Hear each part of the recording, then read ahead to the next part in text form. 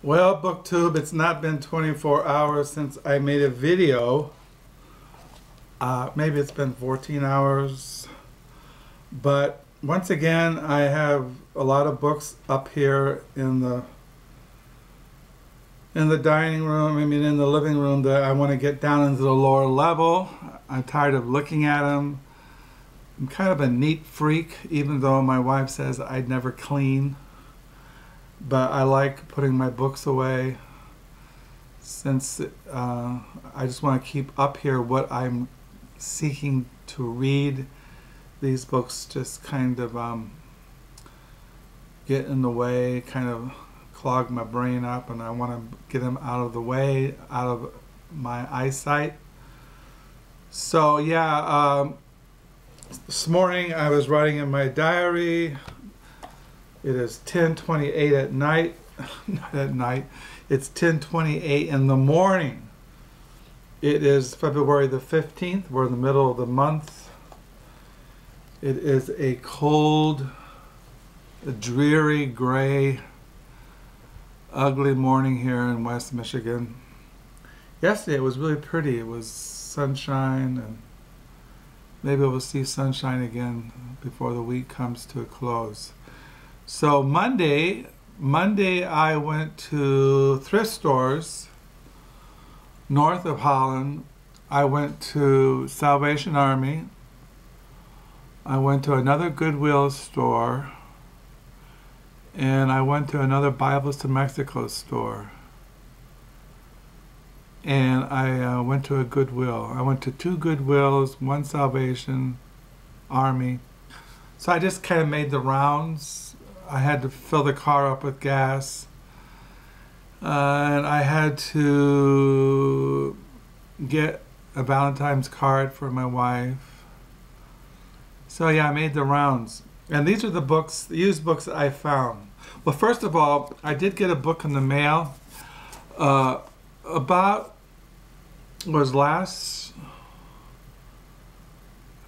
a week ago, maybe a week and a half ago. I was at here in Holland, Michigan. There's a regular bookstore downtown. It's not a chain. It's owned. It's like an independent bookstore. It's called Ritas World. It's been there for ages and ages and ages.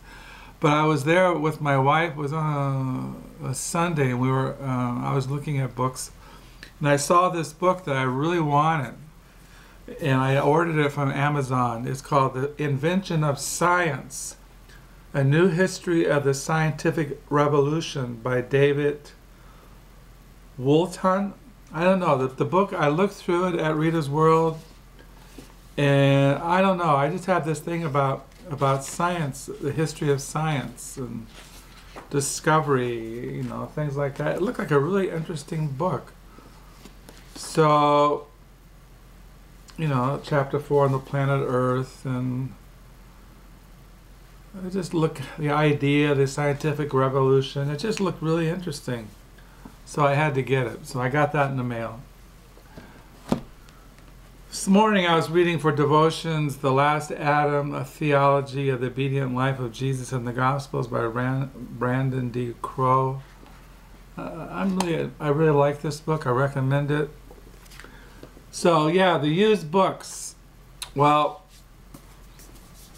I found these at Salvation Army. I think this one. This is a novel by a guy named Howard Frank Mosher, The Fall of the Year.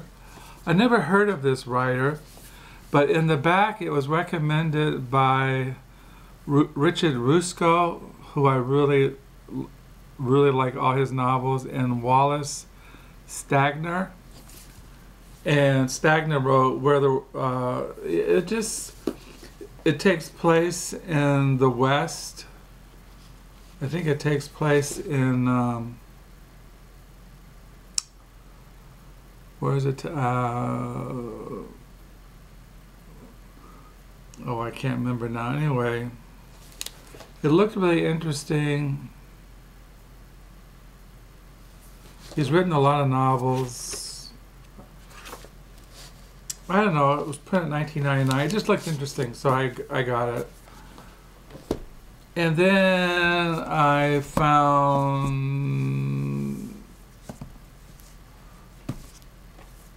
what else did I find at that place? Oh yeah, I found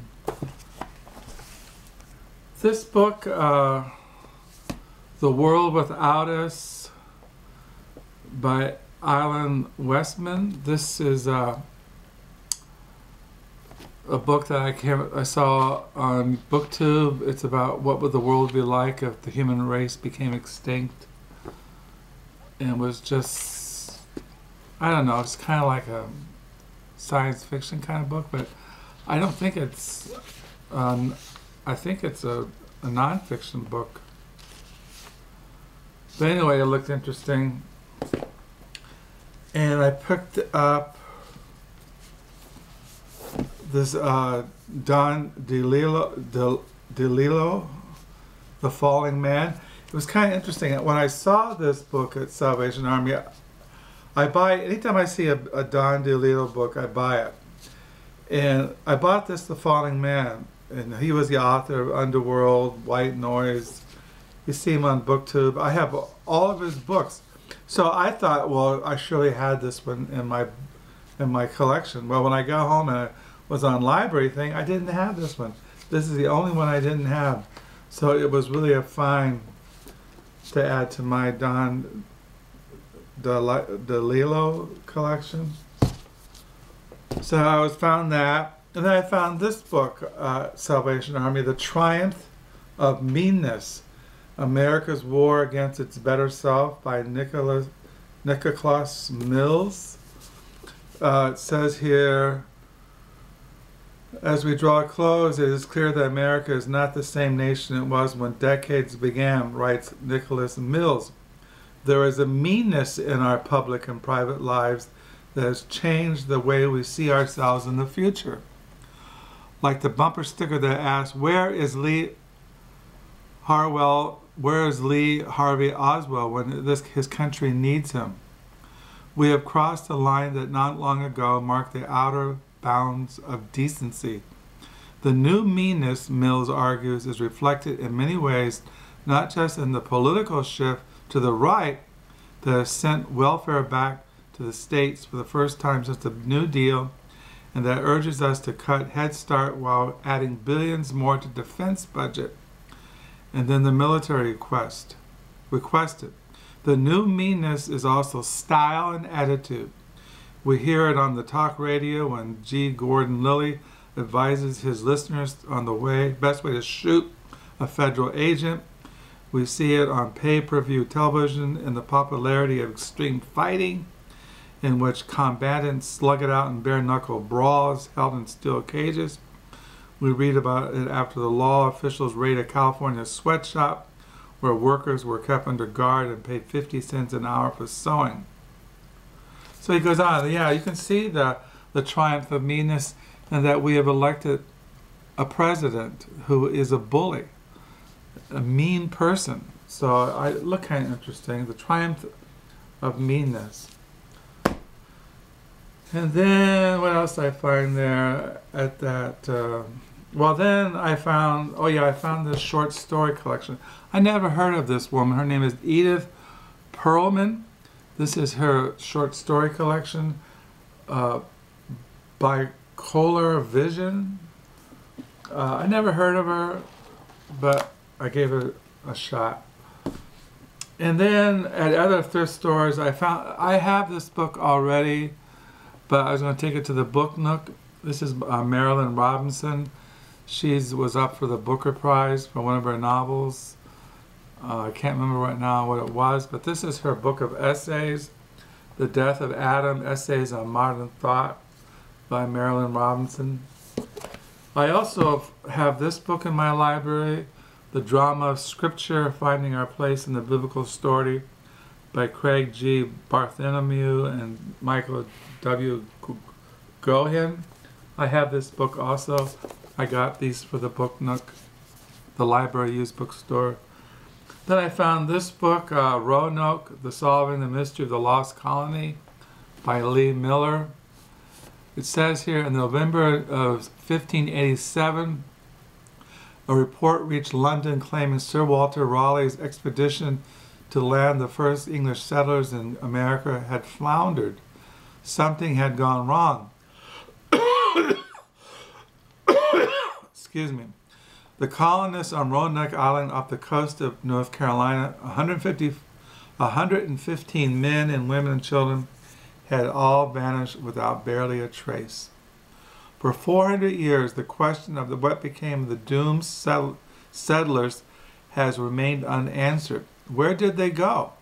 What really happened? Why were they on Roanoke Island in the first place, as that was not their destination? Using her consummate skills as an anthropologist and ethno-historian, Lee Miller casts new light on the previously inexplicable puzzle of Roanoke, unraveling a thrilling web of deceit, treachery, and sabotage that involves Native American politics, power, and the inner circle of Queen Elizabeth's government. And then I found one thing. You read a lot about politics lately. I come across a lot about the right wing politics, ultra right. We see it all the time in the news. Republicans have become, ultra right and all this. Well, I found at a thrift store this book, "The Right Nation: Conservative Power in America," by John Micklethwait and Adrian Wooldrige. It's all about right-wing politics, the conservative movement. It looks it goes into the history back into the 60s, 80s, the 2000s. It's like a little history of how the conservative movement has become so strong in American politics. So I got that. Then I found this book, I don't know, if you read a lot of 19th century American history, there was a big debate on silver versus gold currency. And this is it, Prelude to Populism, The Origins of the Silver Issue, 1867 to 1868, by Alan Weinstein. I just got it, Then I found this novel by Jennifer. This is by Max Berry. I have this already. Got this for the book Nook, Jennifer's Government. And then I found this book, another book on American politics. This is called The Best of Times, America and the Clinton Years by Haynes Johnson. I had bought his other book about a couple of months ago, Sleepwalking Through a History, America in the Reagan Years by Haynes Johnson. So when I saw this one on Clinton, I thought, I'm kind of curious about Ronald Reagan and Bill Clinton and the history. I kind of like just reading certain events I remember and just refreshing my memory about those years of their presidency. And then I found this book, I don't know, it looked kind of interesting. It's called Fighting for the Fatherland, the Story of the German Soldier from 1868 to the Present Day by David Stone. It was a foreword by Richard Holmes, who I just showed you his book on the World of Wonders. And it covers, the whole, it's like a military history, German military history. I just kind of cross a lot in my readings. I just was kind of curious. Had all these kinds of things about German military history and, like the First World War and things like this kind of interest me. I also found this book on the Second World War because I read a lot about Italy and Rome and things like that, and I saw this book. It was only 60 cents. Italy's Sorrow, the Year of War from 1944 to 1945 by James Holland. So I got these books just to, I find myself collecting more. I used to just collect First World War books. Now I'm getting kind of into Second World War. My Carol's younger brother, Calvin, he's really into collecting Second World War books. I talked to him a while back, and he said he's got so many that he's kind of stopped. But anyway, I saw this, and I don't know, it was only 60 cents, and some things I'm kind of curious about Mussolini and things like that. So I got that. And so I got Fighting the Fatherland, the story of the German soldier from 1648 to the present day by David Stone. I got these two books by Wayne Johnson, one on the Clinton years as presidency, and one on Reagan by Haynes Johnson. Max Berry novel. I have several of his novels down in the lower level. I have a whole, no, I don't think I have a whole stack. Sometimes I get him with somebody, I get him confused with somebody else. But anyway, this is his novel by him, and this book, and The Right Nation, Conservative Power in America. So I got all this kind of stuff, and keep my mind busy while my wife is gone until next month. But I'm not going to read any of these books. Right after I finish making this video, these are all going to go down to the lower level. I got to find a place for them. Find a place to... this I'll keep up here. The Invention of Science. I don't know, this just really... it looks really... I like the illustrations in this thing. And it just looks so interesting. You know, really. I'd like to find a hardback of it. Maybe I will. But anyway, Invention of Science, A New History of Scientific Revolution. I'd like to get into this. So yeah, so today is February the 15th, the middle of the month. It's a morning. I don't have any plans for today. I'm kind of waiting for Carol to call to tell me if Beth has given birth to Jack Stewart. Besides that, I'll probably just write in my diary, you know, watch the birds, listen to some music, wait for the mail. I'm hoping you're having a good day. I thank you for the comments and for the new subscribers, and tell me what's on your mind. And until next time, bye.